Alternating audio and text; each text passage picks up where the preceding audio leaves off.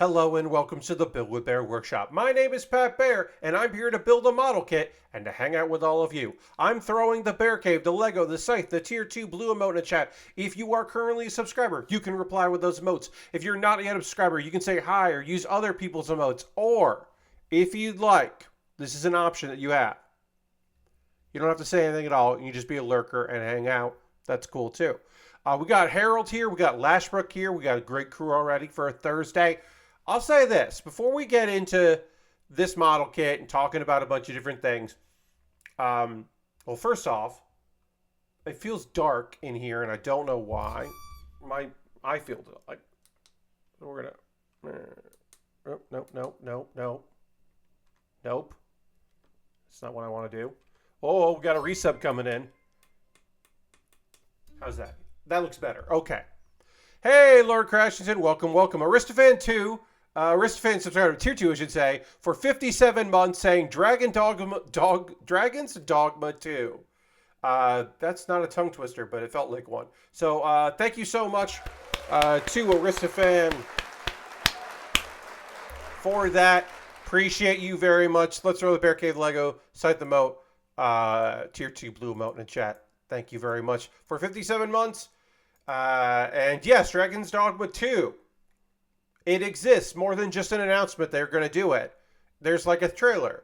We're going to get into that. We're going to talk about the PlayStation showcase that happened pre-Not E3. You might say they got away from it, and people were like, "Why did they do that?" My assumption is they did that because then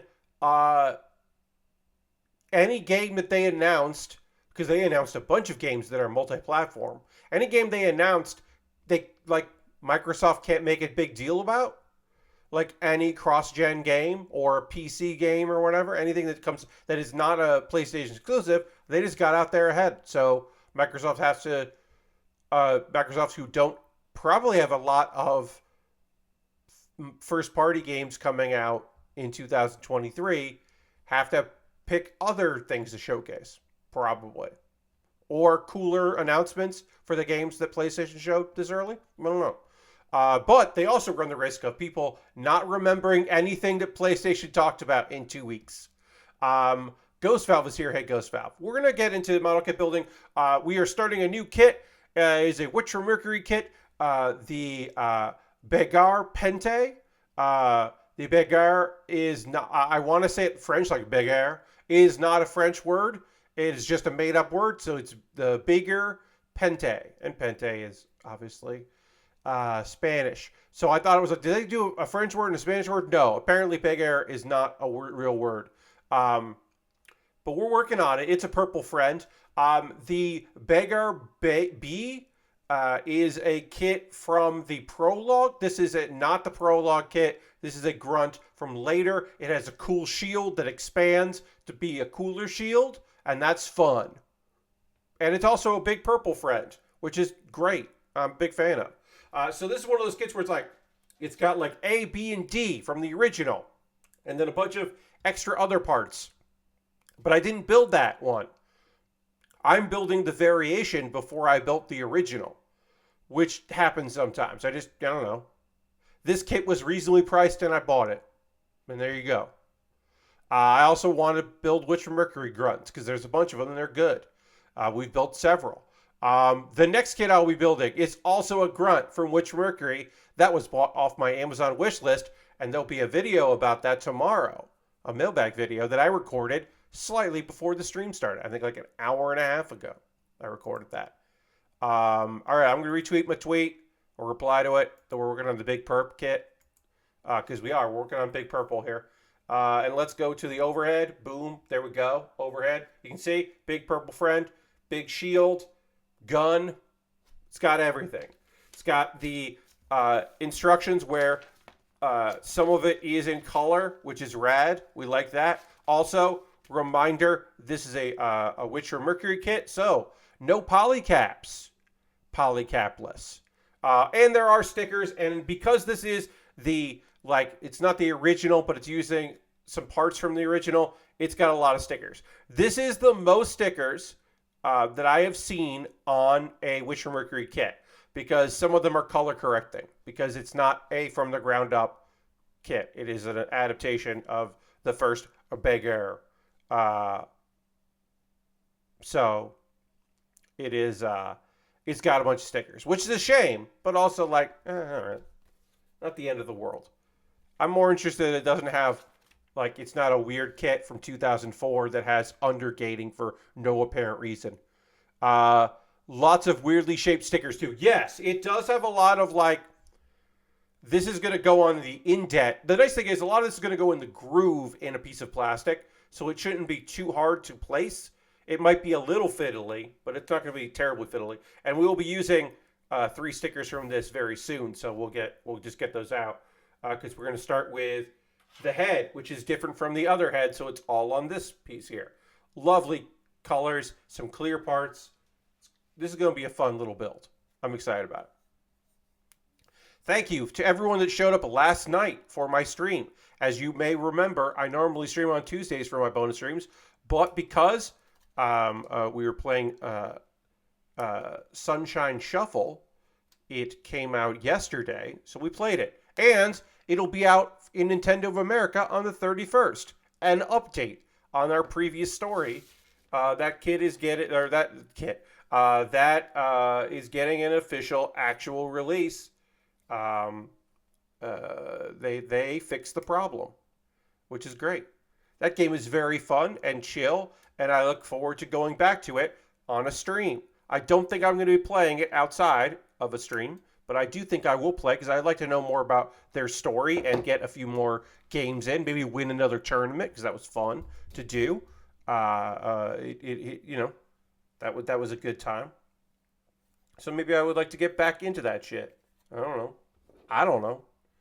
All right. I'm just clipping ahead here.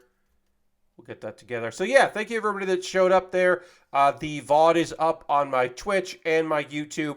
It's unfortunately the Twitch VOD instead of the local copy, so it's a little less good quality, but you know, that happens. Sometimes you just gotta do it. That I need. Okay, so I got this piece, this piece, this piece. Need that, and G11. Which is... Did I already pull out G11? Yes, I pulled out G11. All right. I need G9. That's what I need. Ooh, that's okay. G9 is this piece. Got it. I sometimes get they talked about that on this week's Checkpoint. I didn't get a chance to watch this week's Checkpoint. I had other stuff going on before the stream started. I will be watching that this evening. But that's good. I'm glad they talked about it because that was news that made the rounds yesterday. So I'm glad that happened also because, it did get people talking about the game, which is nice. And yeah. Let's see. What should we talk about tonight? Let's just get into it. We're going to talk about some gaming stuff. Whoop. Uh-oh. Oh, wow. That flew. That just fucking flew. We're going to be talking about some gaming stuff. We'll get into the Sony event yesterday. Talk about the various trailers and some announcements of some things. So we'll get into that. But first things first, we got to give our Power Wash Simulator update. As you know, we talked about this. There's going to be some paid DLC coming this year for SpongeBob SquarePants, which is like a fully featured like paid DLC. Their first paid DLC. Lots of stuff going on with that. Seems like they're going to be putting a lot of work into that, and that's cool. We're happy for them. But also there is one other piece of news, which is there is also going to be a Warhammer 40,000 pack, full expansion.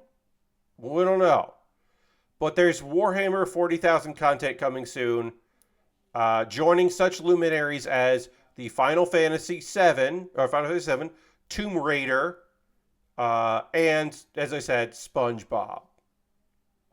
So that is that's some exciting news. Now, what am I doing wrong here? This should just be going like this. Okay. That that felt weird, but it seems to be where I want it. Great. Um, the easiest license to get, washing away the grime future. Yes, the grim future, indeed. The grim slash grime future. Um, I did see some comments of people being like, no, you should be adding gore and blood, not cleaning it. And it's like, no, there's people still want a clean world. Now, are they cleansing that world with violence? Of course they are, depending on who you are in that world. Uh, but I think that's fun. So it is both a license that really does want to work with people. Uh, the game's not about making a mess, indeed. And also, Power Wash Simulator seems to be making deals. That seems to be their MO.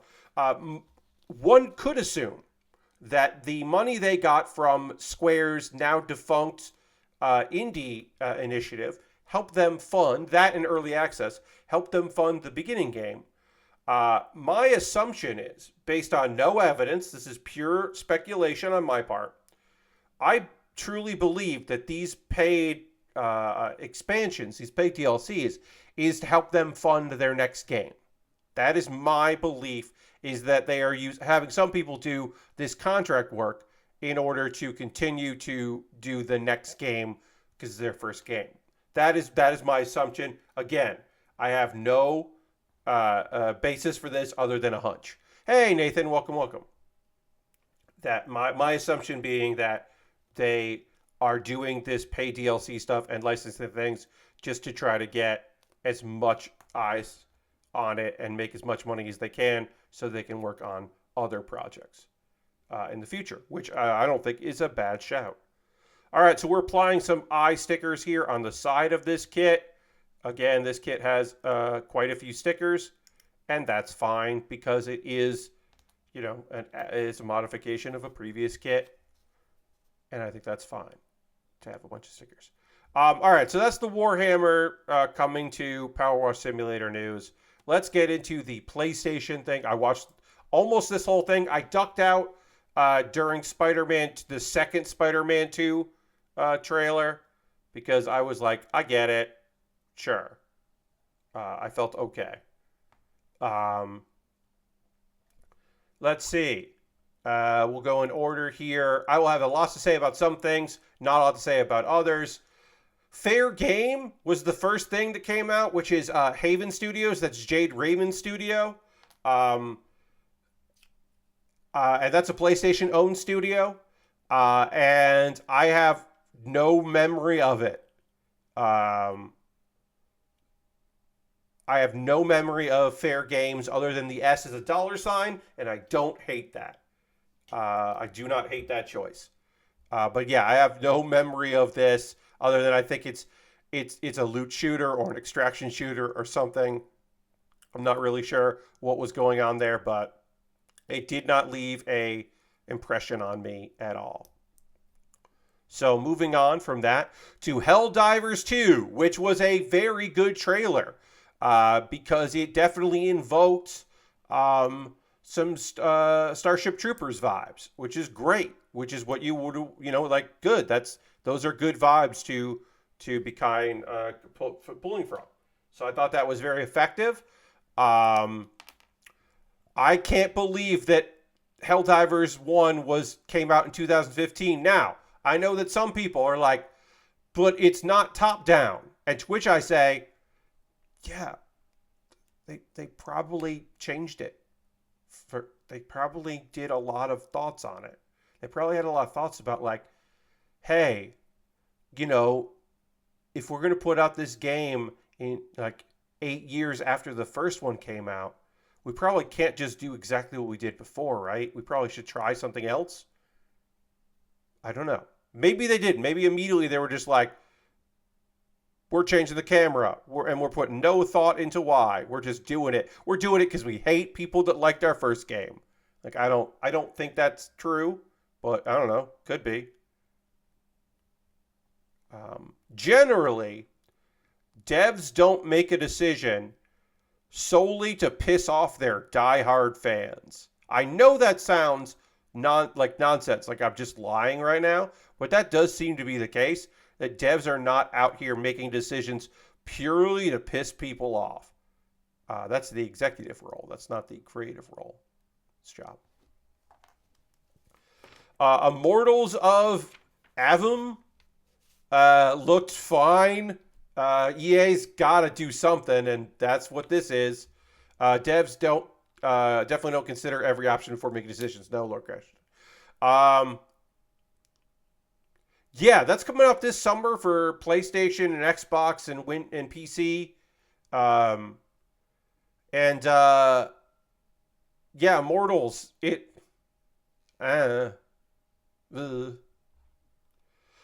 Ghost Runner 2. Ghost Runner 2, published by 505.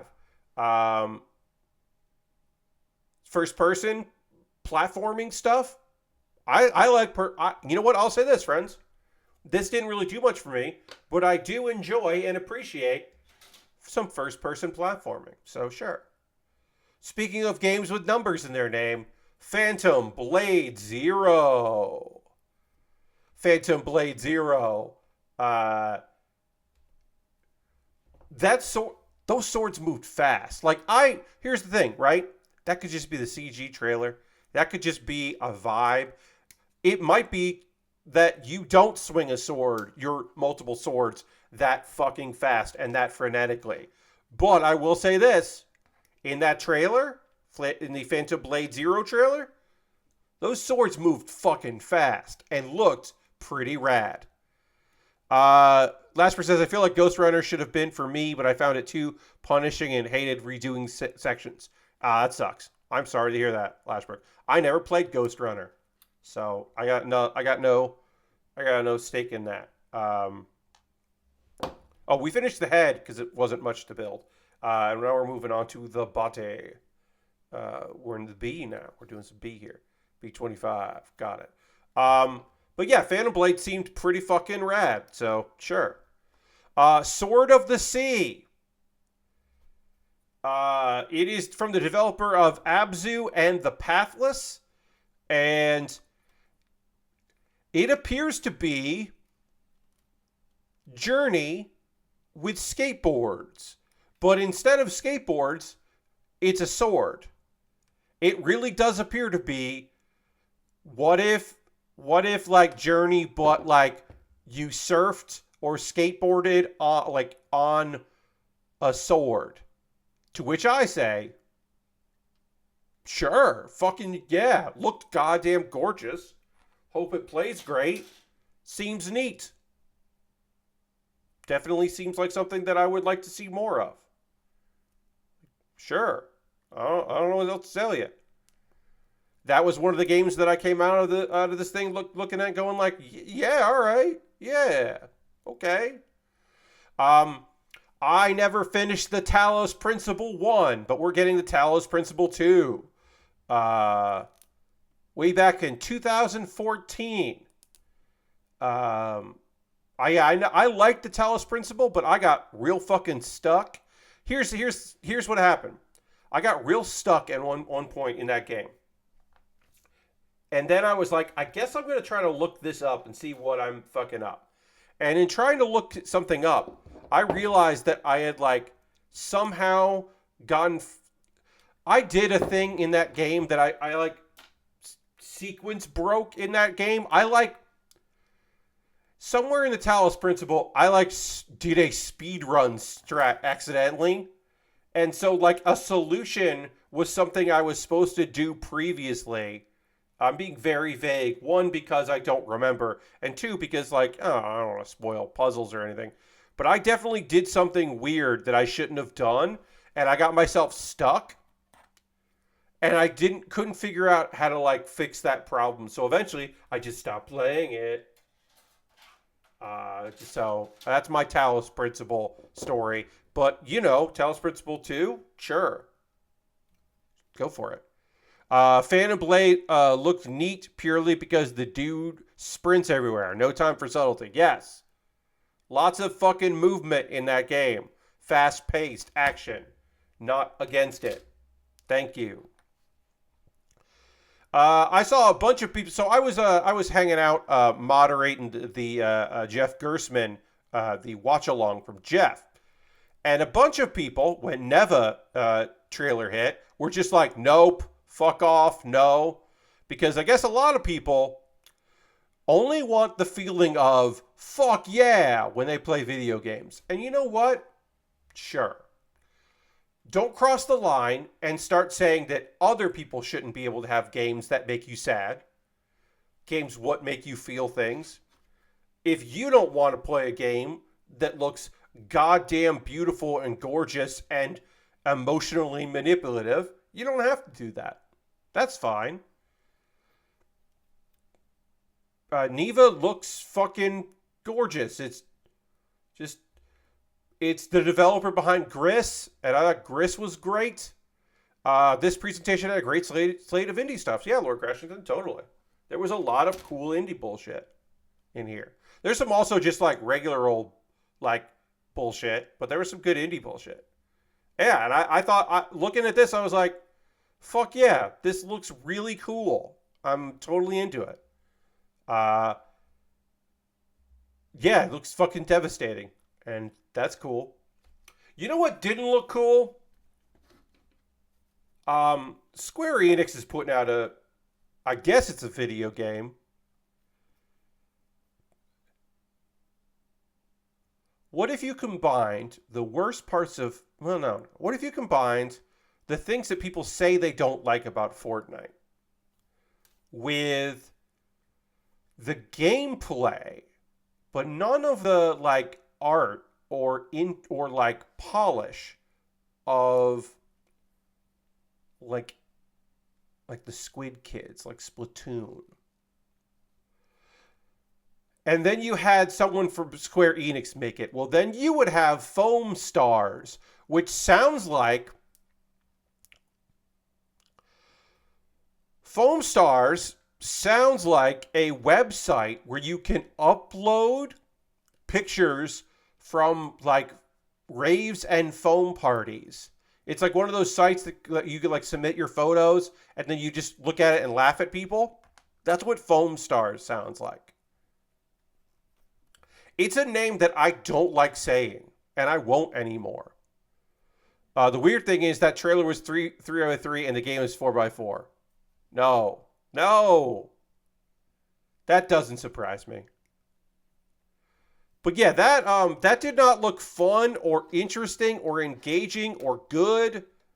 It did not seem like that game. I'll say it one more time. Foam Stars looks like a fake video game. It looks like a fake ass video game. A not real video game that is like from like a TV show. Like, or it sounds like the name of a game that someone in the GTA world loves. Like, oh, well, I'm a pro at Foam Stars. And then Devolver Digital is publishing a storybook game named The Plucky Squire, and that shit is adorable looking. That's a cute ass video game. This has got like real cute vibes, and like I love the idea of like jumping around from wait, so this is gonna go. How do you work? I love the idea of jumping from like book to book and having that affect things. I think that's really interesting. It looks like the 2D stuff in Mario Odyssey, but its own game. Yeah, I don't know. I think like the aesthetic is really interesting.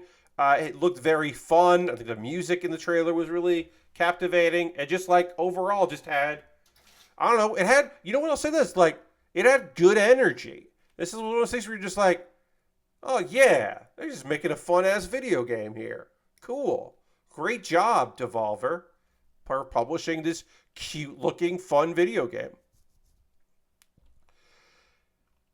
Teardown, a game that did not break my computer, but certainly could have, is coming to PlayStation 5 and Xbox Series X sometime this year.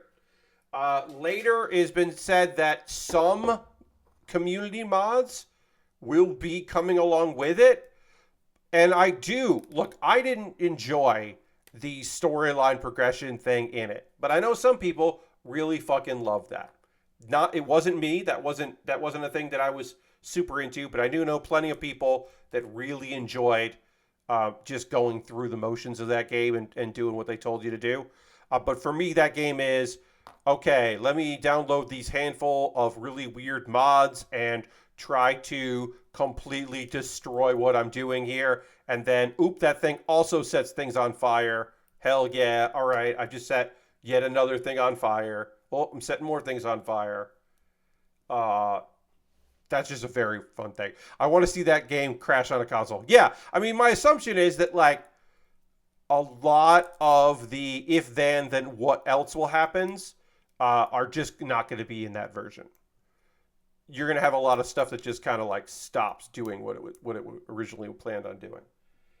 This doesn't seem to be right. I did something wrong here, and I want to make sure I can figure out what I did wrong. Did I put this on upside down? Okay, maybe that's what's supposed to happen there.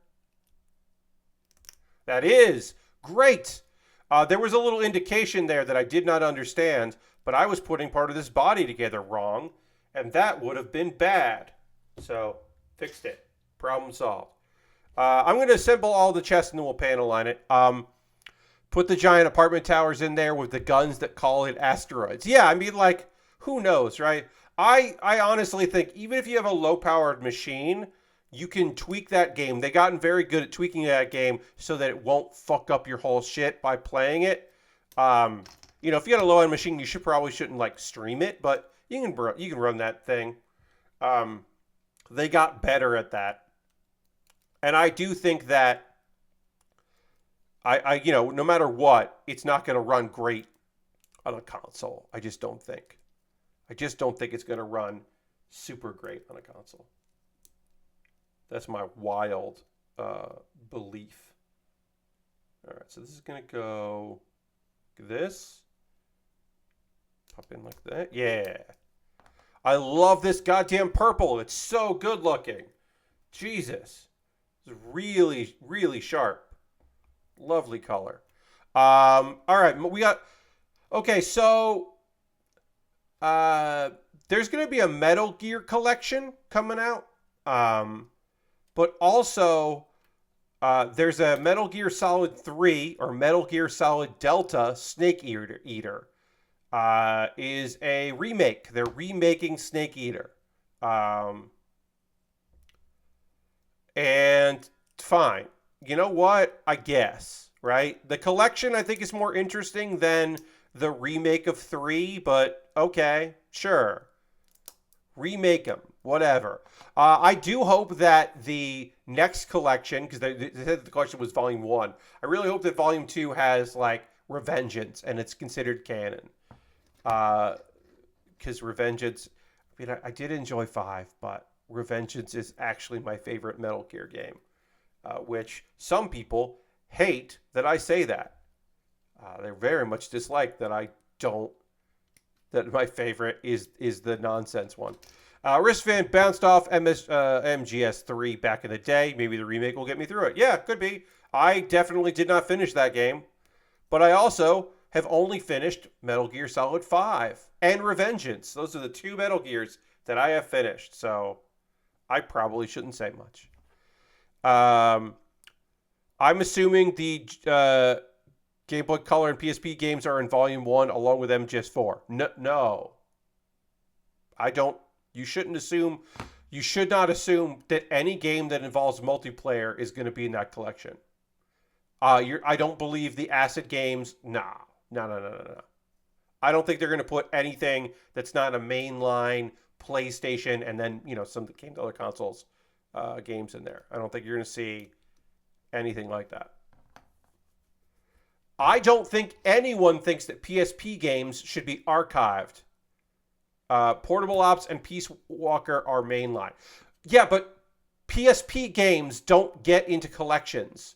Nobody gives a shit about PSP games. unless the only people that care about PSP games are Atlas. They're the only company that gives a shit about those games. So I definitely be wrong, but I don't even know if anyone at Konami still knows how to work on or how to port a PSP game. I don't think there's anybody left in that company that knows how to use anything but the Fox engine. And some of those people left. So I don't know. I don't necessarily believe Konami is going to put PSP games in a collection, even if they're canon. Towers of Agabasa. They ported Peace Walker for the last MGS collection. Again, I'm telling you, Lord Crashington, those people don't work there anymore. Was the last Konami MGS game Survivor? Yes. Yes, that was the last MGS game.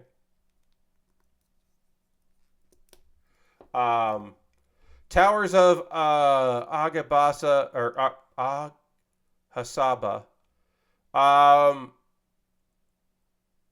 That just looks like Breath of the Wild. It's just somebody making a Breath of the Wild. Like, yeah, I'm being really reductive with that. I'm being very reductive, but it really, really looks like someone is just trying to make a Breath of the Wild.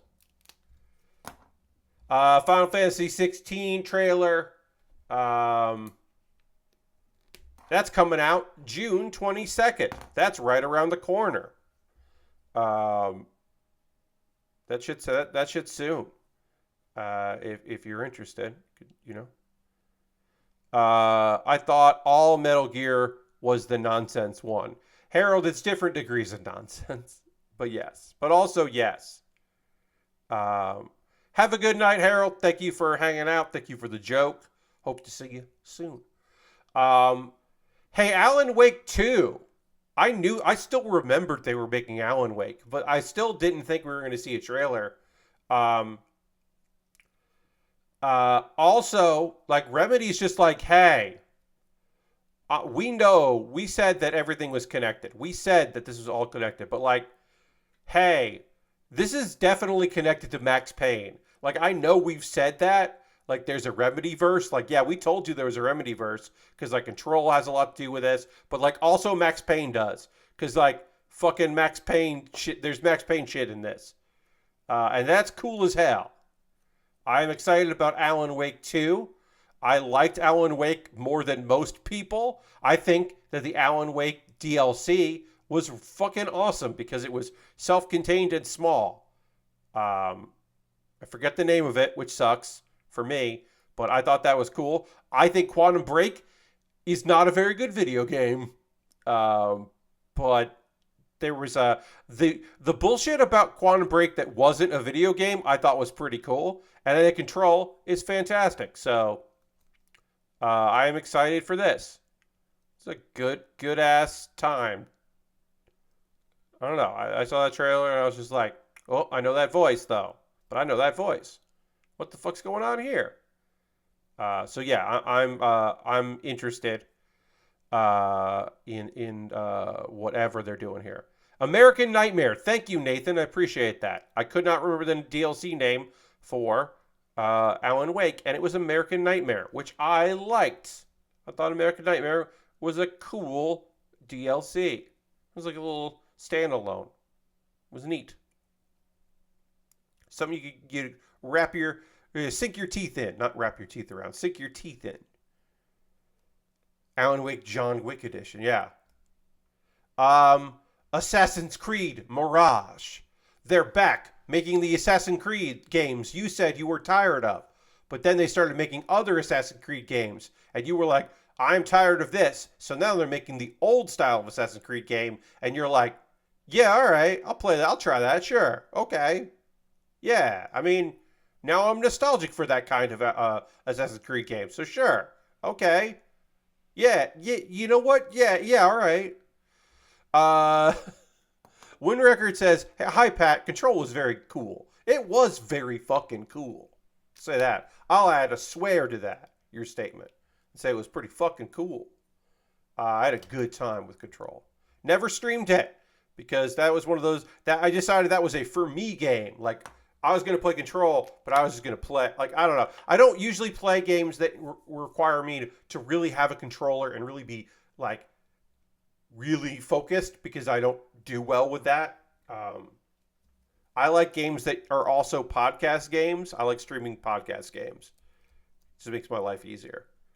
The combat is still looks like the new AC games. Yes, Lord Crashing, but the vibes seem to be old school, and that's what people are excited about. I think people are excited about it feeling like a throwback, but with modern controls.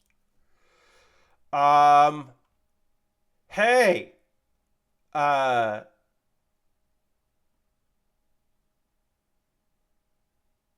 Revenant Hill looks pretty fucking neat.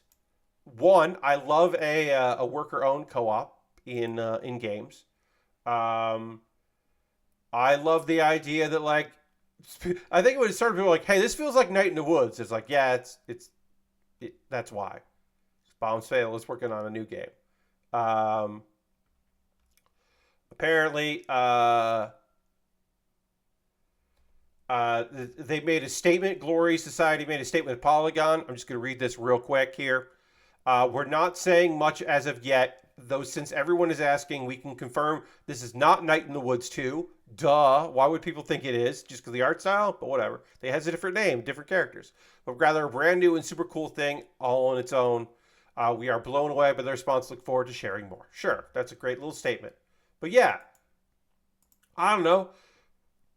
There were more than one skeleton in there. There were humans and animals and like a big bear and more than one skeleton in Revenant Hill. Uh, and the main character is a cat named Twigs. So you know what? Fuck yeah. Yes, they'd call it Night in the Woods too if they were gonna make look. Hey, if the Glory Society wanted to make possibly, certainly more money than they could possibly make with this, they would make a sequel to Night in the Woods and call it Night in the Woods 2.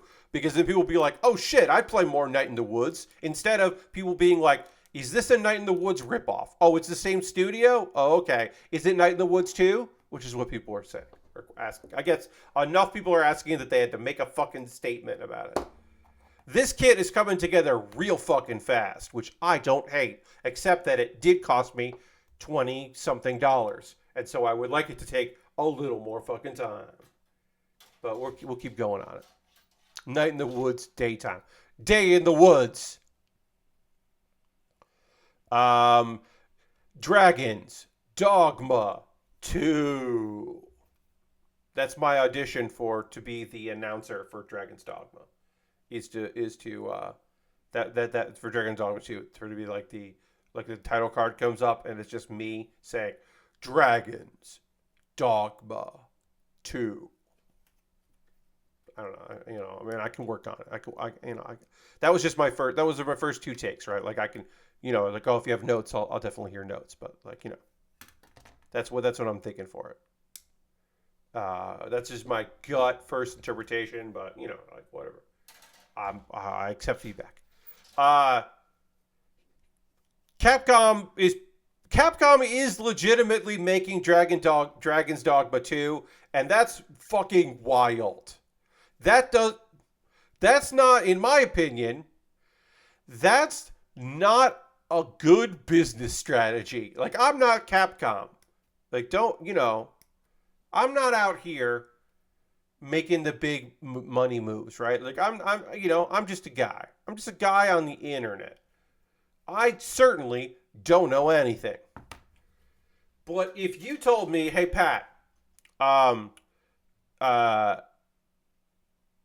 Capcom's going to put out a sequel to a game this year, I would not guess in any way Dragon's Dogma 2.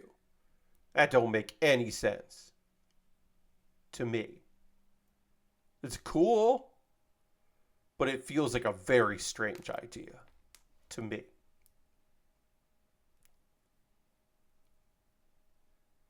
Capcom should put out a Mega Man game.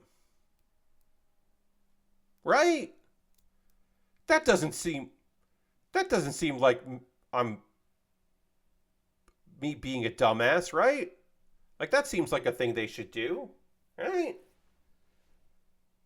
Like they should make it.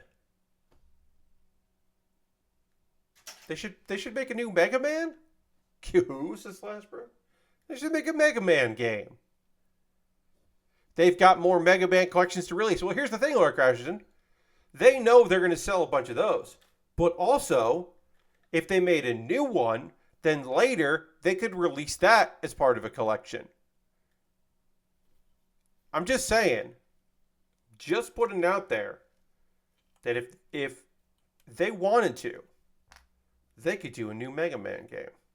And I bet people will be excited about it.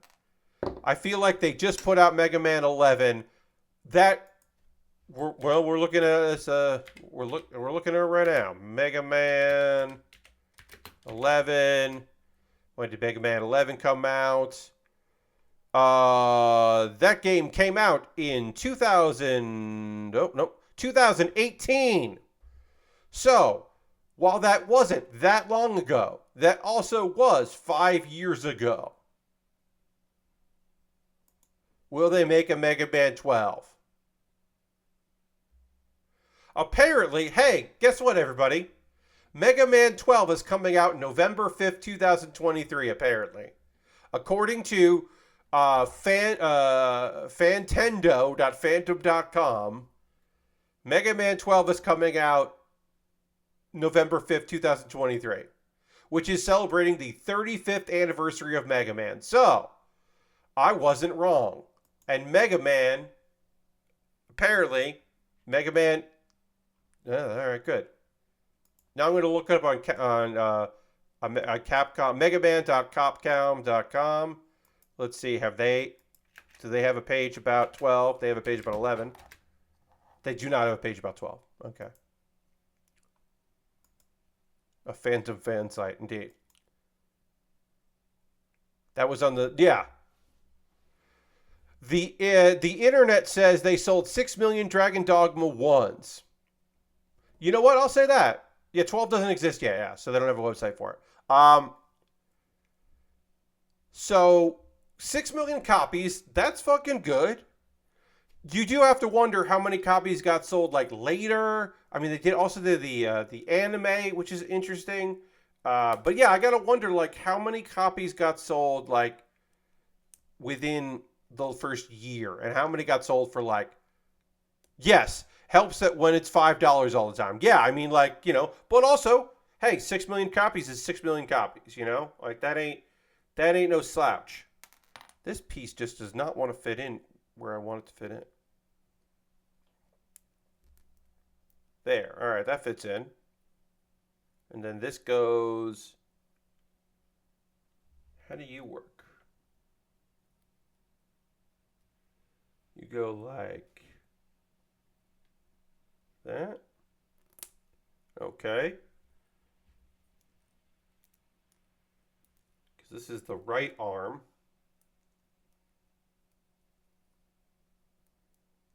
Yeah, okay. I think this is right.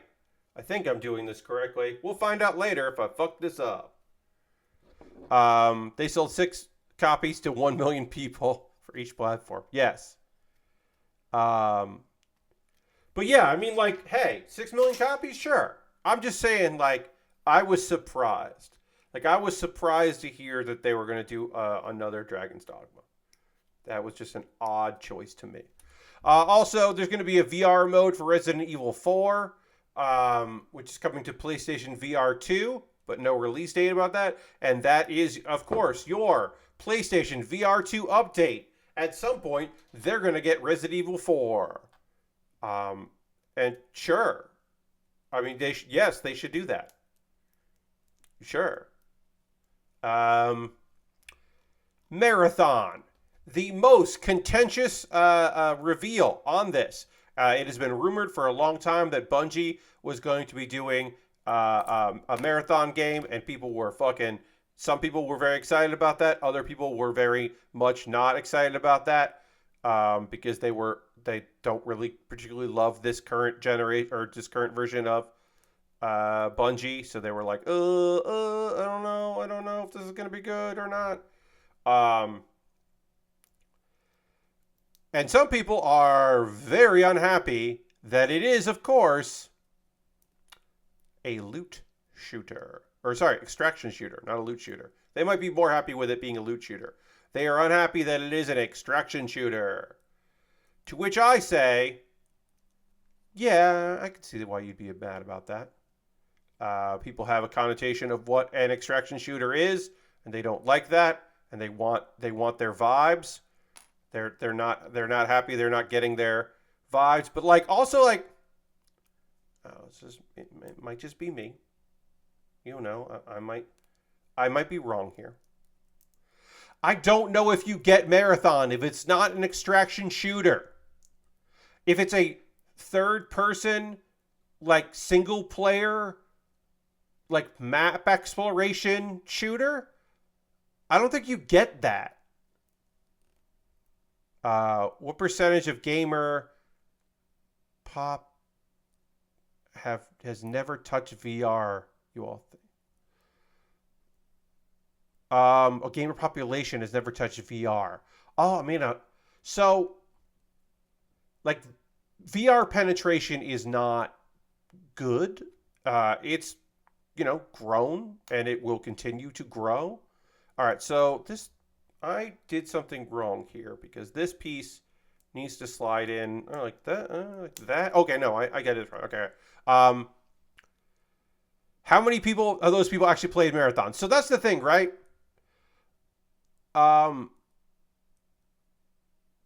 There are people that played Marathon on their Macs, and those people, in my opinion, have never forgiven Bungie. So the idea that that they would ever be happy with whatever Marathon could be, I don't buy it. I don't buy that any version of Marathon would make those people happy, because the very idea that Bungie made Halo for the Xbox pissed them off, and I don't know how you ever win a Marathon diehard back, ever. I don't know if you could possibly make folks like that happy. So, like, you might as well make a video game that could sell, because you're never going to make those folks happy about it. Never forgave Bungie for getting acquired by Microsoft. Indeed. Like, I don't know. I think Marathon is pretty fucking cool. There's a lot of, like, because people are like, well, how are you going to do an extraction shooter and read terminals? And I'm like,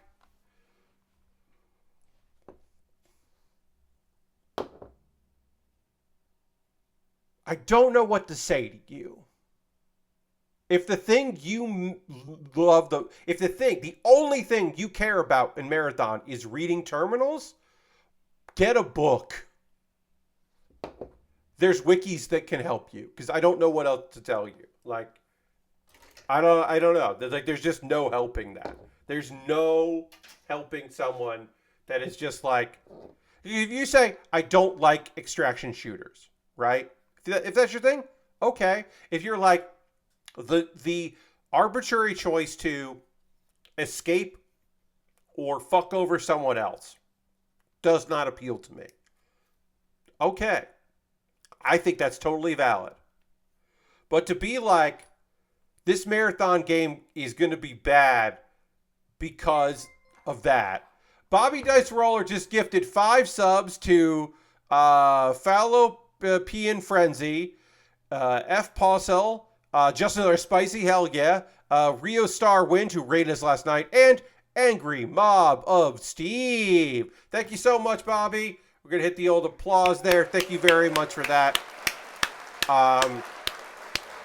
You have now given 94 subs to this channel, which is wild. Thank you very much. And Lord Crescent, once we hit the dance button, I will.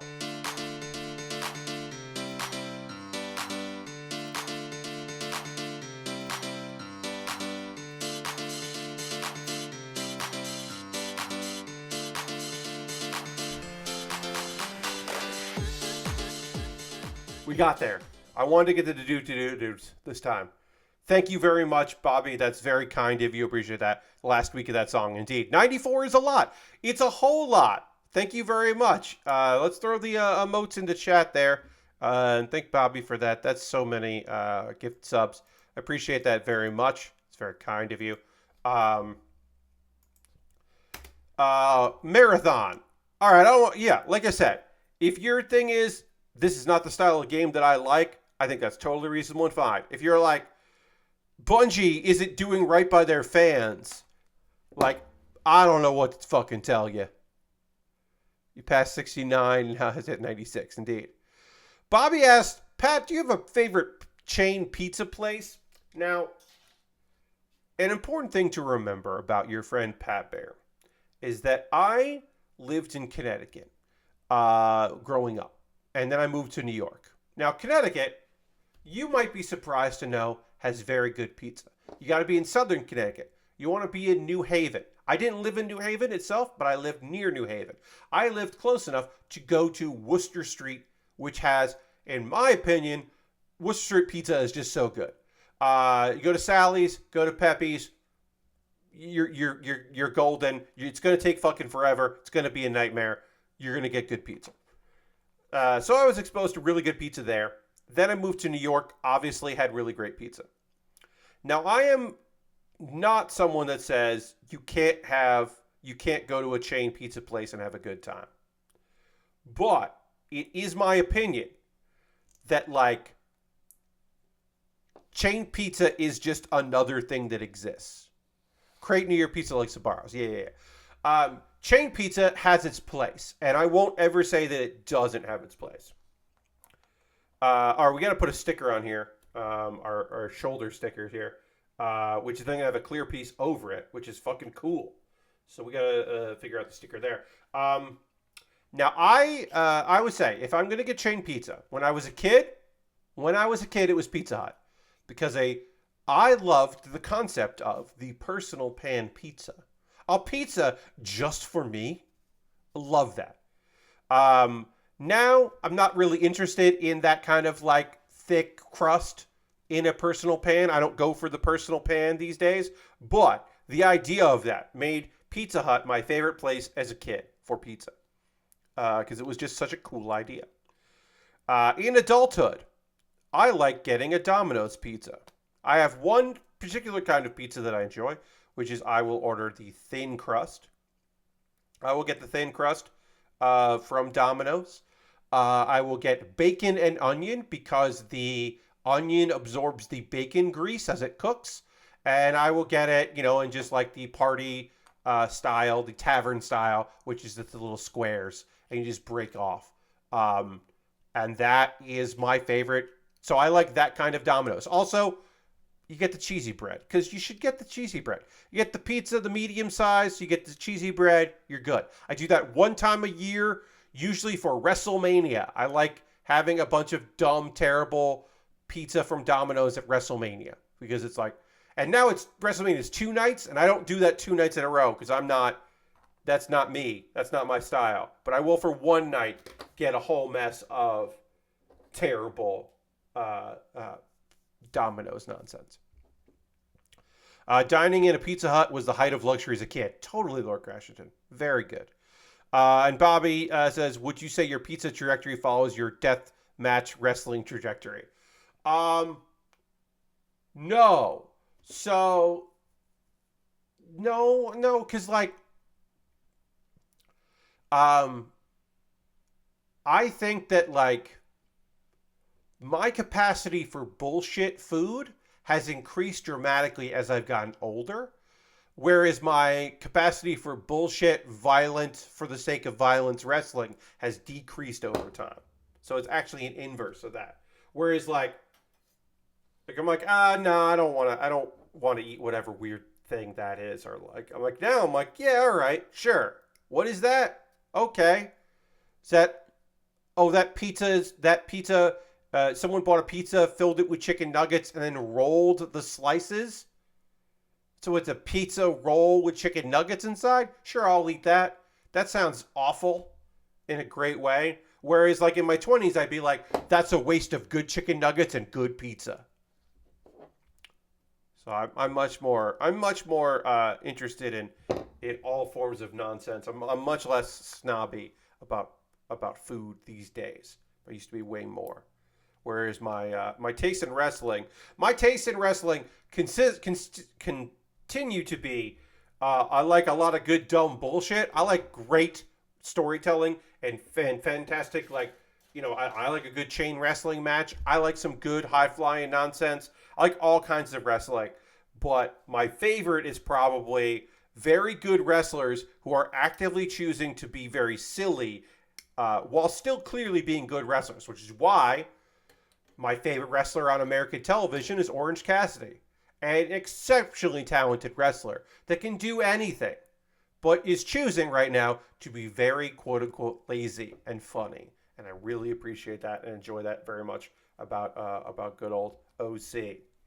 And why my favorite Japanese wrestler of the moment is Hyper Misao, who is an exceptionally talented wrestler, but also a wonderful weirdo, who is just doing weird-ass cool wrestling shit, while being just unbelievably cool and weird. An exceptionally talented wrestler that is also like, oh, I'm in a tag match against someone in an inflatable panda costume? Great. I can think of 15 things I want to do in this match. Sure. Oh, I'm in a ladder match? Well, we're going to make it weird. We're going to make it real weird. I can produce my own show? Well, it will certainly involve numerous people wrestling for the chance to be the second Hyper Misao. What does that mean? We'll figure that out later.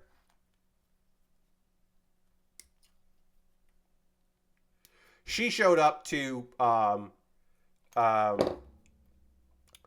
wrestling show, the small little wrestling show, the Baka Gaijin.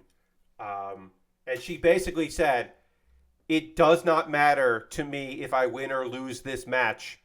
I am mostly here to promote the show that I am producing.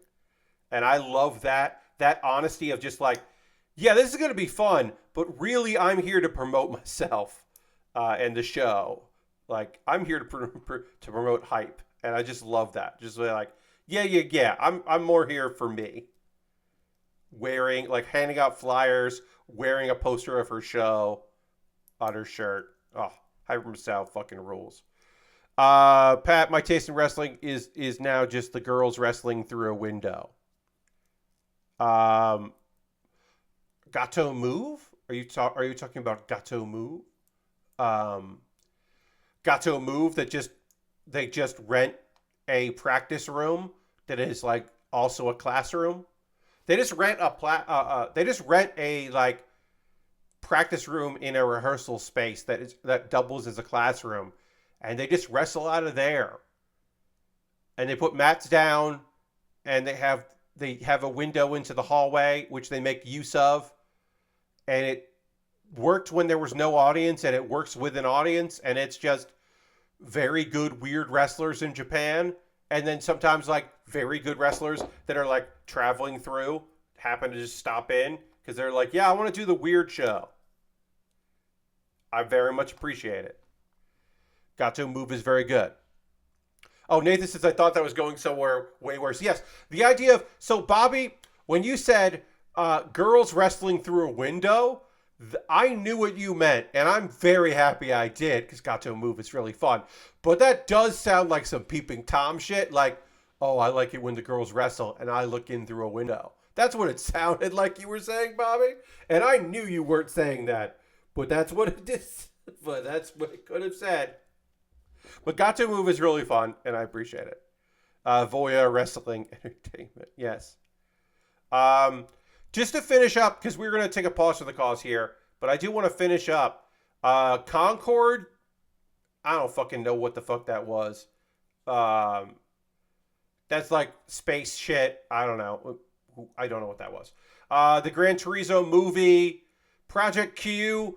I don't know what the fuck that thing is. It's like a DualSense controller with a screen. If you got a PS5, but you don't want to be playing in the living room, like if you want to, I guess it's like if you have a PlayStation 5 in your living room, but you want to lay in bed and play PS5 games, and you don't have a computer that makes the remote play work well, I guess you could do this. And that's kind of interesting. It seems like a very small use case. But, I don't know. Handhelds have sold this year. And then they got earbuds. And I'm like, okay, you know what? You know what? Honestly, sure. Make fucking earbuds. Go nuts. I don't know. Enjoy it. That's an odd thing to me, but sure. And then lots of Spider-Man 2. There's multiple Spider-Men. Craven is there with a bunch of seemingly an endless number of goons. And the hunt is on. The hunt for Spider-Man is happening. Sure. Okay, so this is going to look like this. And then this is going to pop in like that. That trailer looked cool. I don't know. If you can actually do the GTA thing, the later GTA 5 thing of switching between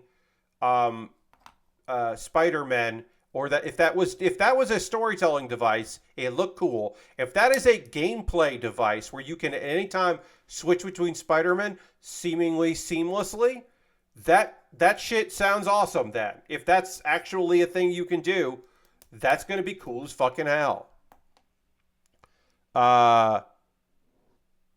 Win record. I do not believe they said how much that's going to be.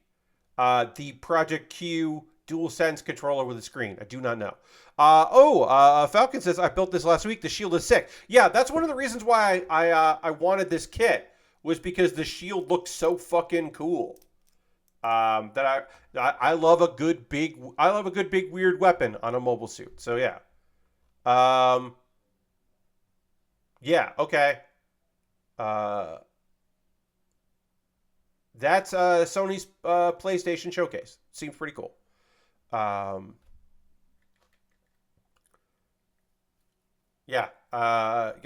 You gotta find Spider-Man. You gotta look for Spider-Man and find Spider-Man. And if you find Spider-Man, you can let me know. I want pictures of Spider-Man on my desk by Friday. And tomorrow's Friday. So you don't have a lot of time to get me pictures of Spider-Man. That was a weird tangent. Win record. So if it's just a screen and a Wi-Fi chip, it might not be too expensive, because if it's just a device to remote play, it's going to be annoying to build, but I don't think it's a Steam Deck. They're not making a Steam Deck. They're making like an iPad with a controller shell, or a phone with a controller shell, right? Like, it's probably going to be very expensive, but I can't imagine it's going to be $300, because they want to sell some of them. So I don't know. But also, it's just a weird thing that'll come out and one person will have it because they do a podcast or something. I don't know. That to me is like, I was just like, okay, I think I'm more interested in the earbuds than I am to that screen, because the earbuds could be good, and I'm always in the market for new earbud technology. I like that. Anyway, I'm not going to talk about PlayStation anymore. I'm going to talk about ways that you can support the channel. All of the things I'm going to be talking about here are optional. You don't have to do any of these things if you don't want to. If you'd like to, that's great. If you don't want to do it, that's also okay. We'll get into model kit building again, and we're going to talk about some anime that I've been watching. But right now, got to talk about ways you can support the channel, because that helps me out. First and foremost, if you're currently a subscriber to the Bear Workshop, You can throw the Bear Cave, the Lego, the Scythe, and the Tier 2 blue emote if you were a Tier 2 subscriber. Subscribing is the easiest way to support what I do here. You can subscribe with your Prime Gaming token. If you have Amazon Prime linked with your Twitch, you can do that. You can also do it with Cash Money. Link your PayPal to Twitch and spend $5 a month on your friend Pat. You could do that. You could be like Bobby Dice Roller, who gifted subs. You could gift a sub to someone in the community, join the gift sub leaderboard with Bobby and Umjan and Omega 9, which would be rad. That would be very nice if you want to do that. Bits and coins always appreciated. You could join the Bits and Coins leaderboard. And if you don't want to support me through that, you could always do something else. You could join my Patreon at patreon.com/PatBear. There's a $1, $3, $5, and $10 tier. There are different rewards. You could just do that. You find a tier that's right for you if you want to do that. Let me just see. Wow, that is. So somebody followed me. This is old school. I'm going to pause what I'm talking about to tell you about an old school thing. This is very old school. Somebody followed me today. And then they sent me a DM because my DMs are open. And they said, "Can I ask you a question?" And I said, "Sure." And they said, "I'm an artist. Do you need to commission me for anything?" And it's been a while since I had that bullshit. I'm going to follow you, and then I'm going to DM you, and then I'm going to ask if you need commissions. It's been a while, friends, that I had to call that out because that's been a long time since someone did that. I used to be a lot of because I talk about anime and Twitch. Those two things are enough to get people to just do that. Like, yeah, I do Twitch and Twitter art. Yeah, that kind of thing. My DMs, my request DMs are all links to OnlyFans. Like, I don't get anything else besides that. So it's so refreshing to have someone do the old bullshit of Twitter. It's like 2015 in here all of a sudden, where somebody's out there you say the word art and you get a reply saying hey, I do this.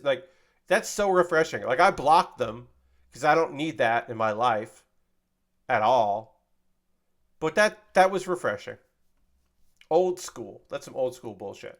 You know what's old school? Having a YouTube channel that you update consistently and asking people to go to your YouTube channel and hit the subscribe button.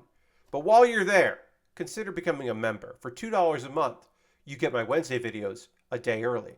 And this week's video, the video I posted yesterday, is silly in a way that you might appreciate. So take a look over at my YouTube. I talked about monthly ways that you could support what I do here, but what about one time? A one time. If you're I don't want to do the monthly thing, Pat, that's not something I'm interested in. Well, you could do a direct donation, a one-off, through my PayPal or my Stream Elements or through my Coffee. And everything I make through direct donations, through YouTube, which includes AdSense. So watching my videos is another way to help me that does not cost you any money. Through Twitch and through Patreon, all the money I collect there goes into me buying model kits. It just directly funds, the stream. I purchased this kit because I had the funds available, and I thank you very much for helping me out in the past, in the present, and the future. I get to make this cool kit. Now, I talked about this earlier. The next kit that I'll be building on stream is another Witcher Mercury kit that was purchased off my Amazon wish list, which I'll be sharing right here. It jumps the queue. It becomes the next thing I build instead of the other stuff I got there. If you also want to decide what I build next, you can go to my Amazon wishlist and buy something, and I'll make a dedicated video, and it will jump the queue and become the next thing I build. I got inexpensive Lego sets. I got one kit here. This will be a quick build. It's not that many pieces, but that's a $10 kit. I'll build that, no problem.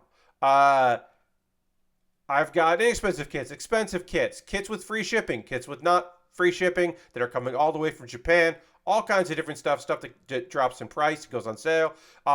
This is the Beguir-Pente, the Beguir B or Bow. I think it's Oh, I don't know. That's on my wish list. If you want me to build the kit that is the purple and white version of this, I'll build that.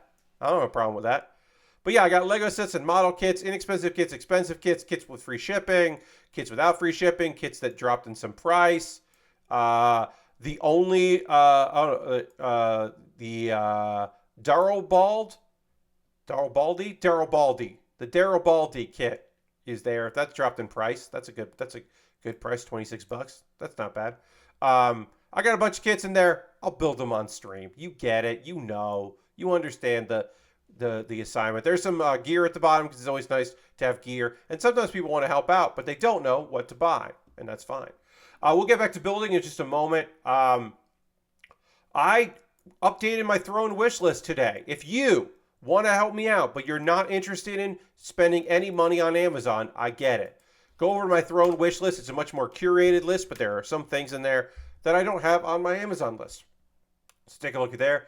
Also, you go to USA Gundam store, you can buy a gift card, then send me a whisper here on Twitch or a DM on Twitter. And when you DM on Twitter, don't offer your services as an artist. Just say, hey, I bought this gift card code and my email, and here you go. And now you can buy something for USA Gundam store.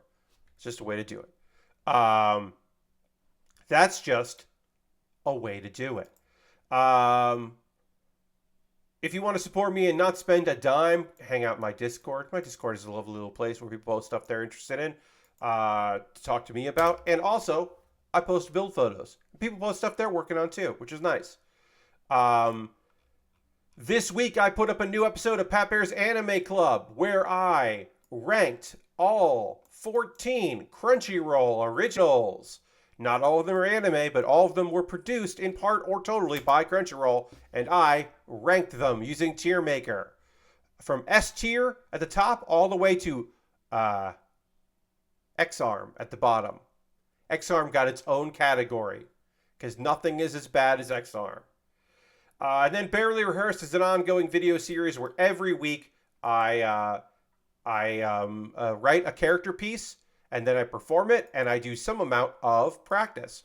I have rehearsed it somewhat. This one is a silly shower thought. It's the punchline, and then I had to work backwards to come up with something to lead to it. And I thought it turned out pretty okay. Take a look at it. I think it's pretty funny. All right, we're going to talk about some anime that I have been watching.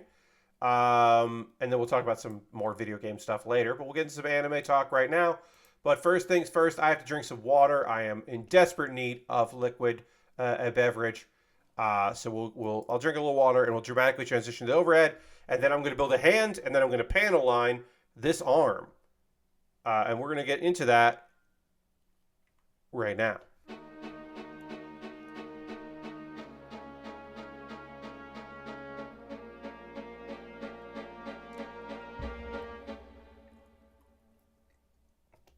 All right. Let's talk about some anime. I got a cheat ability in a different world and became extraordinary even in the real world. The ongoing ventures of Yuya, a good boy who ended up going to a fantasy world, and he became super strong and super handsome and super fit. And then good things happened in the real world, the regular world and the fantasy world. He's got a cool dog named Knight, who's actually a Fenrir, but looks like a cool dog. He's got a bunch of friends that are all psyched about him. He somewhat settled things with his family, who all hated him and treated him poorly. There's several ladies that are interested in him. Several ladies. Some of whom he goes to high school with. One of whom, as we find out in this episode, is one of his teachers, who may or may not be serious about that, but is definitely interested in dating a guy who seems strong and tough and also can cook, which we find out in this episode, you can. And then also there's a princess in the fantasy world that is very interested in him as well. And also another lady in that world who probably isn't romantically interested in him, but is like psyched about having him as a friend. And that's going to go fucking great. Anyway,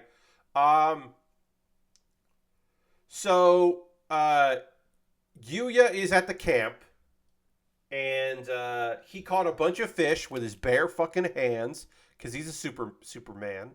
He's an OP main character, and it turns out nobody else can cook but him.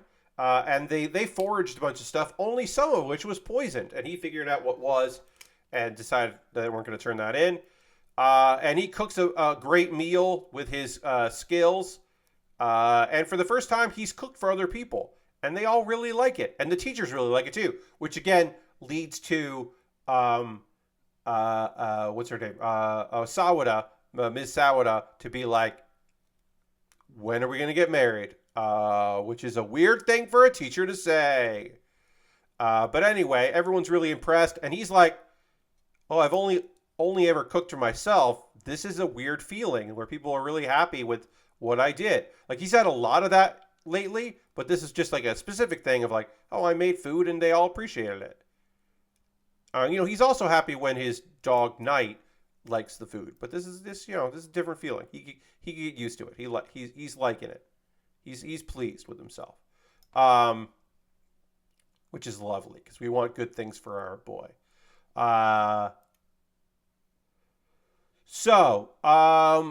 Yuya returns because he can use teleport. Of course, he returns to the other world, feeds Knight, comes back, takes a bath with the guys. It's lovely. He's having a good time. And then the next day, a fucking bear shows up, and everyone is freaked the fuck out for good reason. And they're like, "We got to call some people," and and everyone's running away. And then, because it's convenient, the teacher falls, and it's definitely going to be bad times for her. So then Yuya jumps into action and fights a fucking bear. He wrestles a bear and gives it a judo throw, which calms the bear down so the bear can be captured. And apparently that bear is going to become a guard bear, which I don't know what that means, but a character says that, which is weird. And everyone's just like, kind of, no one is like scared of Yuya. The fact that this guy just wrestled a bear and won, and he's not injured in any way. But they are all really fucking impressed. And there is the line, "What's up with this guy?" is said during this episode. Bears are heavy. This was a big brown bear, and he fucking wrestled it like it was no big deal.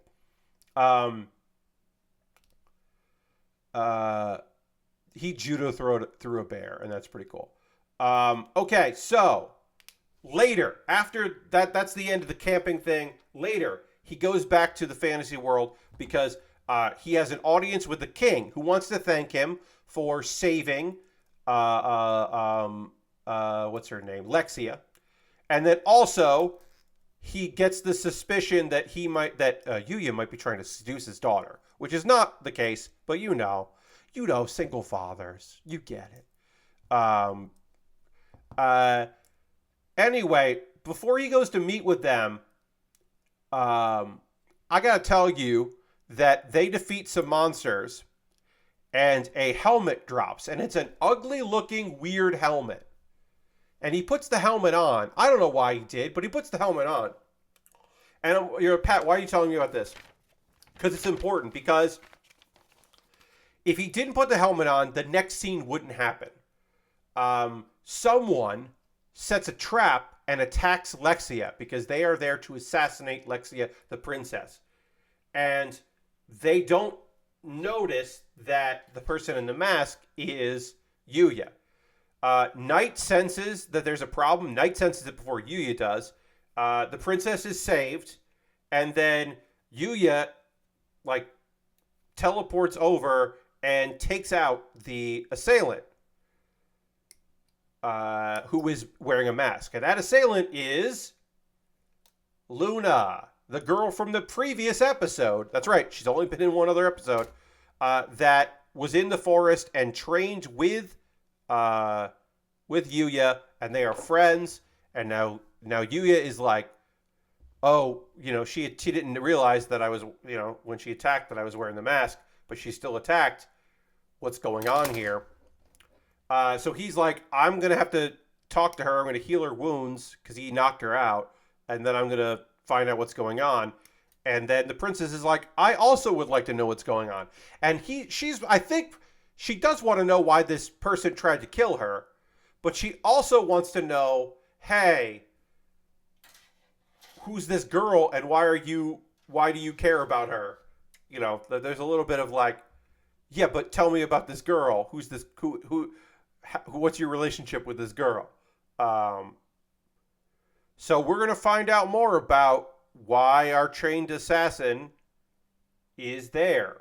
What her fucking deal is right now. We'll find out more about what's going on. B17, great. So pretty good episode. I have been waiting to see the animated Baer fight because that is a thing from the manga that I was interested in. Also, speaking of the manga, because I have read up to this point, the discovery of Yuya discovering Luna was the end of the previous chapter of the manga, and him taking her to his cabin has not been in the manga yet. So the anime is now ahead of the manga because it's based on the light novel. So I was waiting for that. We are now there. We are now at the point where we're behind. So I don't know what happens from this point on, which is interesting. That's an interesting place to be in because I've been ahead of the game this whole time. Oshi no Ko. I am not ahead of this because I have never read this manga. So, to get you up to speed, this is a nightmare explanation that I have to give. Most of this series is about twins who are in the entertainment world because their mother was a very successful idol who had them in secret. And now they've grown up and they're following in her footsteps to be an idol. Because she passed away, because she was murdered. Now, that's the easy explanation about it. And then it's the ins and outs of the idol industry, and it takes a very negative look at wild fandom and all that. And also how hard it is to be in the entertainment industry.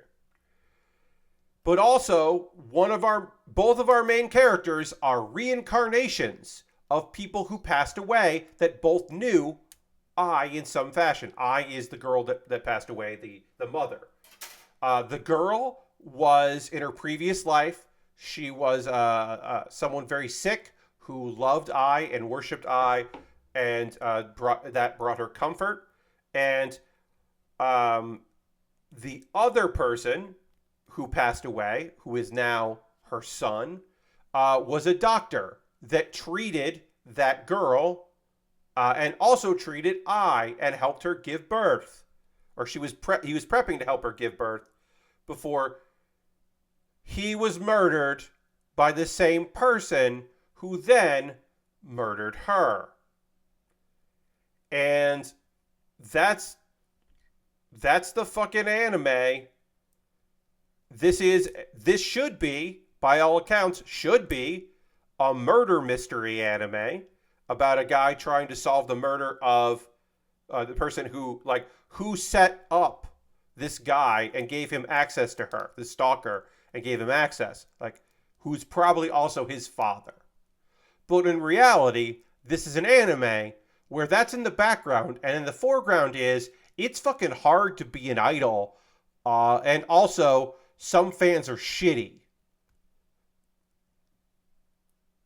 And that's where we are here, because in our previous episode, a reality show twisted things and made a girl who wasn't that popular seem even less popular, to the point where she got a lot of hate on the internet and considered killing herself. But she was stopped at the last minute by our main guy, Aqua, who saved Akane's life. And you're like, oh wow, that's ripped from the headlines, Pat.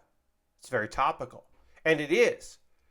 Because it's a reaction to the death of a pro wrestler, Hana, who was on Terrace House, which is a reality show about people living together in Japan. And she leaned into a heel persona, a wrestling bad guy persona on that, which was not reality and not her. But people who did not understand wrestling believed this to just be who she was, and she received so much hate mail and so much and stalking and death threats, and it became too much, and she took her own life. And this is this manga at the time, which came out months later, was in many ways a response to this. And now, unfortunately, coincidentally, around the anniversary of Hana's passing, this last week's anime episode came out, which felt very heavy-handed and very short, because the traditional have a couple chapters of an anime, or a couple chapters of a manga is one episode of an anime. So basically, it's like people don't like Hana. People don't like Akane. People are mean to Akane. Akane is being mistreated on the show. Akane has been obsessed with this. Akane is going to kill herself. Aqua stepped in and prevented it. Happens in one episode because that's pacing. That's anime pacing. And it does a disservice to everything. I should point out since last week's episode that Hana's mother was quoted as being disappointed in how somewhat flippant the anime was in a serious subject.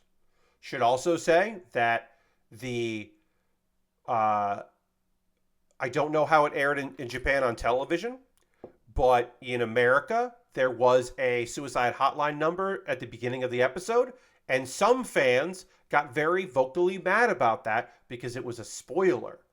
So, High Dive put it at the end of the episode. I should also say that Hana's mother, who talked about this and being disappointed in how it was presented, received death threats from fans of the fucking anime. Thus, missing the entire fucking point of this heavy-handed anime about fandom being trash.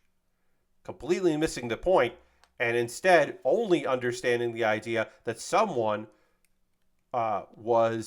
did not like the show they like because they were mildly critical of it, not doing a good job. Thus, proving her fucking points.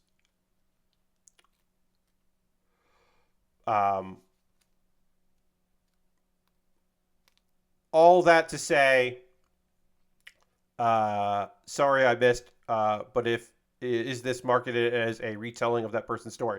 No, win record. The mangaka decided to base a character in their manga on a real life event because they were angry that fandom caused someone to kill themselves. And so they decided that in their manga about how rough it is to be an idol, they would pull from a real life event, which in the manga feels like a furious response to real things and a somewhat muddied tribute, but removed from that in an anime, it just feels callous. So this is not the life of the pro wrestler who took her own life and her circumstance. This is someone in their fictional story pulling from real life and it not translating well and because it's the anime and it's rushed and also because it wasn't necessarily handled great in the first place, it comes off as like poor. It comes off shitty. Because in this episode, that was all to say, then we can talk about this actual episode. So Akane didn't die, did not end her own life. Bobby, I'm not going to talk about wrestling right now. I will talk about wrestling at some other point, but I'm not talking about wrestling right now, other than talking about a wrestler that led to this anime thing. I'm going to talk about this anime thing, but I'm not going to stop talking about this anime thing to answer a wrestling question. Um, so, Aqua and Akane go to the police station, and a bunch of the no, Bobby, don't worry about it. That's okay. I'm just not going to stop what I'm talking about to talk about something else because I am mad about an anime and I want to talk about this anime that I'm mad at. So, the other, the sister Ruby is cautioned that it's not uncommon for celebrities to commit suicide due to harassment. And it's a very heavy-handed little speech, a well-prepared speech for a teenager to make to another teenager. Doesn't feel true at all. So, Akane could drop out of the show, and it wouldn't be a big deal. But she's like, no, I'm going to stay on the show. And everyone else, the cast is, you got this. We're going to support you. But those shitty producers of this reality show, well, they edit footage to make it seem like Akane is even more of a villain. So she'll be hated. And so there's some drama on the show. And they don't include a scene that happened where, like where she's forgiven for being mean in a previous episode. So these shitty people just rile up the real fans of there. Fuck the producers, right? So Aqua comes up with a plan. And basically, he makes a video for the internet to go viral, hopefully, to draw attention. That basically he's like, he leaks news that she did attempt suicide, which is a fucked up thing to do. I know he's trying to help her, but he basically just goes like, he basically just leaks her suicide attempt to the press. And then he has cast members shoot a video, as I said, about to help rehabilitate Akane's image. Includes the cut footage of Yuki from the show, or who's on this reality show, forgiving Akane, which the producers didn't show because they wanted to tell their story. And then the video calms down. Suddenly, the video works, everybody. Case closed. The harassment dies down because people learn more about her and they learn a valuable lesson about... They don't learn a valuable lesson. And then I feel like this is very close to reality for some people. Yeah. So, and then case closed about the suicide, right? We're done with that. Everything's fine. Her popularity is going back up. The cast is of this reality show is all on the same page. Everything's great. So now we have to move on with the weird. Now we have to get fucking weird, because Akane has a crush on Aqua, which is fucked up because that's a like hero worship, but okay. And her friends on the show are like, well, the best way to get him is to use your acting skills, because she's an actress, to become or to act like whatever kind of girl he's interested in. Which is like, is very teen advice.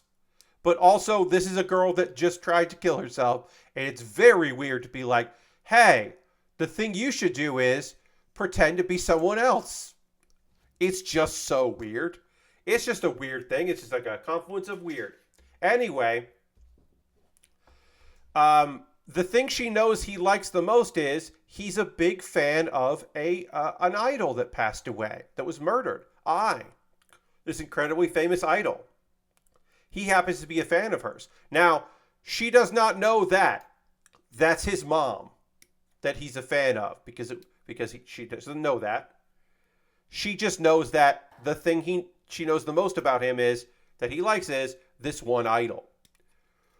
So when they start filming again, she shows up on the show and she is mimicking the personality of I, which is fucked up. One, because that is a passed away idol that was murdered.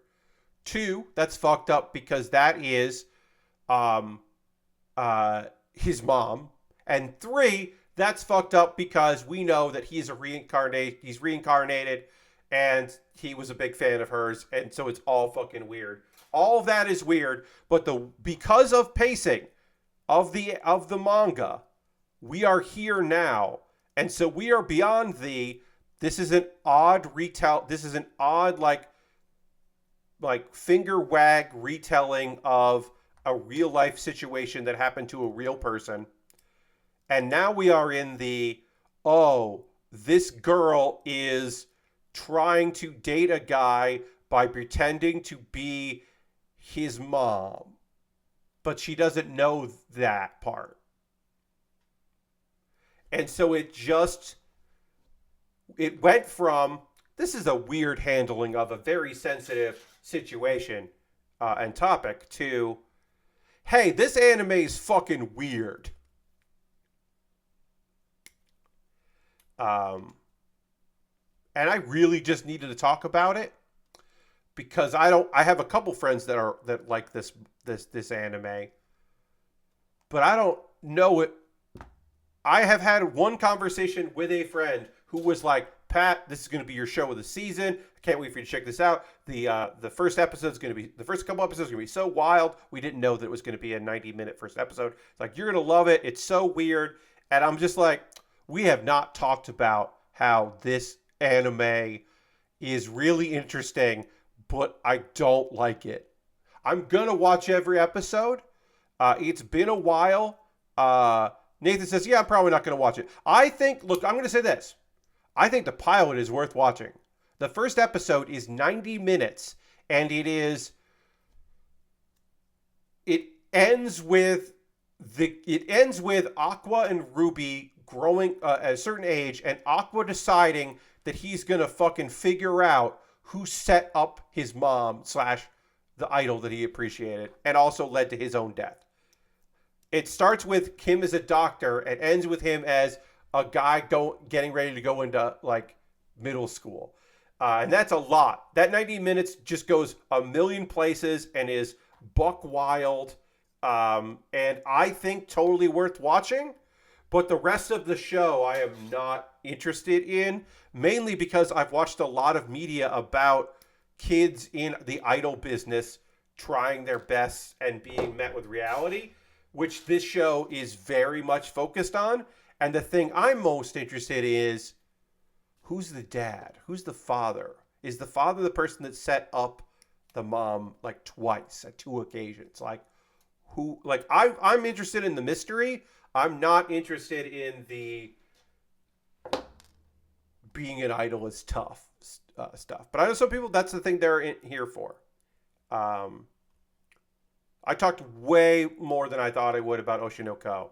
But it is just so fucking wild. And then, just to finish off, Sacrificial Princess and the King of Beasts. You want to talk about a dude that doesn't get it? We got an episode here. As I panel line this other arm. The assassins who tried to kill our girl and took a shot at the mythical beast, Bennu, they're interrogated, but they say like, we were firing at the human, and then they killed themselves, so we won't know who sent those assassins for now. And then a human shows up, and he wants to fight the king because he wants to avenge the death of the woman that died, because he naturally assumes that our girl, Seraphi, was murdered. And she's like, hey, I wasn't murdered. I'm here of my own free will. We're going to get married. It's going to be cool.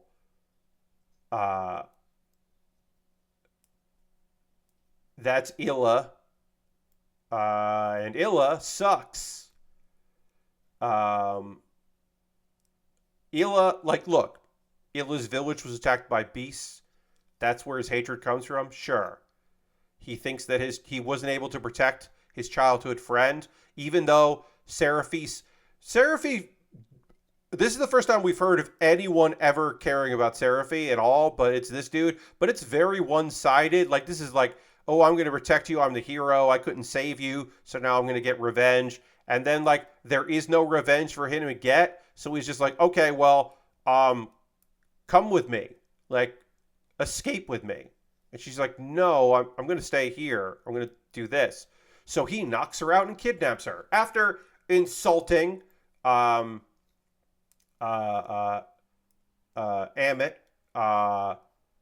who is like her attendant, which is rude. And then Anubis, who is like who we knew was not happy with this whole marriage thing. He's like, oh yeah, she escaped. She went with her own free will. He just lies to his king. He just straight up lies. But then Amit, who is the lizard lady, is just like, there's no way she wants to marry you. Like, there's no way that she left of her own free will. So then Leonhardt, the king, just goes like, okay, I'm gonna go pursue her. So shit might happen while he's gone again, but hopefully not. But yeah, the action was good in this. Ilya is definitely setting himself up as the antagonist, which we needed. We need a good, strong antagonist. The childhood friend who does not fucking understand that things are not cut black and white like he thought they were, I think is an interesting choice. I was not expecting that because I was not expecting her to have to deal with anything from her past. Like, I figured this was going to be her versus the monsters who don't want her to get married to their king, not her dealing with somebody who won't take no for a fucking answer, which is rough. And that was this episode of Sacrificial Princess and the King of Beasts. That was pretty good. Yeah, pretty all right. We've got a little time left on the stream. If you've been playing anything these past couple days, feel free to let me know in chat. Let me know what you're playing. Ooh, yes, we did drop some frames. You're not wrong, Lord Crashington.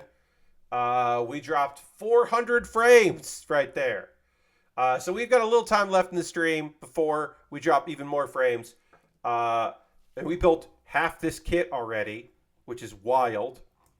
But I want to hear from you. What are you watching? What are you playing right now? Is there anything that you're checking out, or things you're like, well, I'm saving my money for things because I'm going to get this and this when it comes out? Let me know. Next week, the mini set for Hearthstone comes out, and I will be getting that. I have enough gold for the mini set, and I'm excited about that because I like playing with new cards. I've enjoyed this expansion, so I'm excited for more cards in the expansion.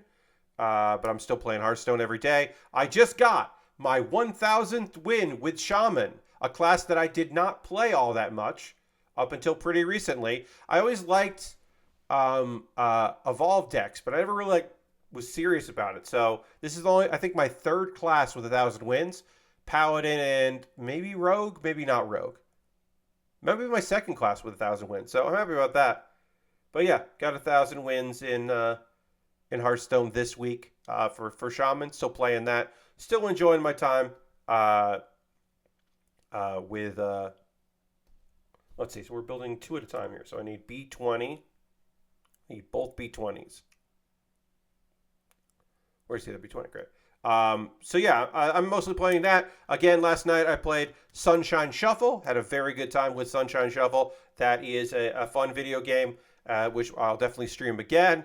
And I'm just, waiting for it to be Diablo 4 time. That's the next big game for me, is going to be Diablo 4. And so I am just waiting for Diablo 4 times. Let's see. I got to stream this Saturday. Damn, it's already coming out. I got to start grinding for gold. Yeah, Nathan, I believe that's next Tuesday. I want to say it's the end of the month, so that would be next Tuesday. Yeah. So it's next Tuesday or next Wednesday is that mini set. And I also need to grind up. I have enough gold, but I don't have enough. I still want to have a surplus for packs and such. 1,000 wins with Shaman. Congrats. Thank you, Wristfan. Lots of Zelda here. I played just the prologue of Humanity. Humanity seems fun. Humanity is definitely a game that I've enjoyed watching other people play, probably more than I would like it. But it is a fun game to watch people check out. So I am a fan of watching that game on stream. I've enjoyed that. All right, so this goes like this. Lashbrook got the the Warhammer 40k bolt gun, and it's pretty fun. The retro shader options let you make the game look absolutely filthy.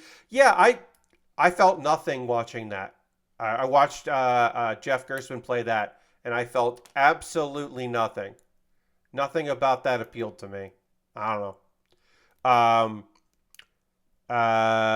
Lord Crash is in season 2 of Futurama, which still holds up very well. I mean, Futurama is pretty rad. Win Record just started watching Dragon Ball from watching you build a B figure with Dan from Extra Life 2018. Yeah, only ever watched Attack on Titan as far as anime goes. Wow. That was very fun helping Dan out with that Dragon Ball. Those figure model kits for Dragon Ball were pretty solid. I had a good time putting those together. But yeah, enjoy. Dragon Ball is a silly, goofy, sometimes inappropriate show. Dragon Ball Z is a fun action show that is so great that you don't have to watch weekly and you just watch a bunch of episodes. Didn't that Dragon Ball build like a Saiyan? Yes, Lord Crashington. If I remember correctly, Dan did eventually find the parts of that kit. He just had half a kit with him. And I believe he eventually found the other parts. So he had the ship, but he didn't have Vegeta to sit in that ship, which was weird. But if I remember correctly, he eventually figured out where the rest of that kit was. But, it's still good to build. Yes, I've built on stream with Dan and Austin, and I've enjoyed both times. Both times have been very fun. Austin was for Waypoint, but yeah, I've had a chance to build with him. And then I just talked about Lego with Abby while she built something out of, I want to say, chicken McNuggets. That was the last time that I hung out with them for that stuff. Something was definitely wrong. Definitely wrong. Yes, there was definitely a missing parts there. I'm going to wrap up the stream. We did a lot of this kit. We made a lot of progress on it. And we got the legs started here. I'm definitely going to be finishing this kit on Saturday. The shield is a little in depth, but I definitely believe that the rest of these legs, because we built the waist already. The chest and the waist are one piece. The shield's going to take some things, so I definitely think we're going to finish this kit up on Saturday. And then I don't know if we'll start. It might be the end of Saturday, but we'll probably finish it up. Yes, Dragon Ball gets wrong. Dragon Ball gets wrong. It gets very weird. Anyway, that's going to do it for tonight's stream. We made a lot of progress on this. I'm very happy with that. We are going to end the stream tonight by going on a raid. That is how we end every stream. We always end with a raid. We're going to find somebody doing cool shit and go hang out with them because that'll be really fun. Okay, sorry. Let me just do that and do that. But yes, so yeah, we always end with a raid. We're going to find somebody doing something cool out there. Go hang out with them. My next stream will be on Saturday at 9 p.m. Eastern. I will talk about what happened that day in wrestling and then preview the next show. So it'll be Saturday's conversation will be pretty wrestle heavy. Rara is still streaming, so we're gonna go raid Rara. I don't know what they're still doing right now. Let me hear. I think they've been using ChatGPT for some weird shit, which makes sense. that Rara has been like putting weird things in the chat GPT and getting weird responses out of it, and being just a lovely weirdo.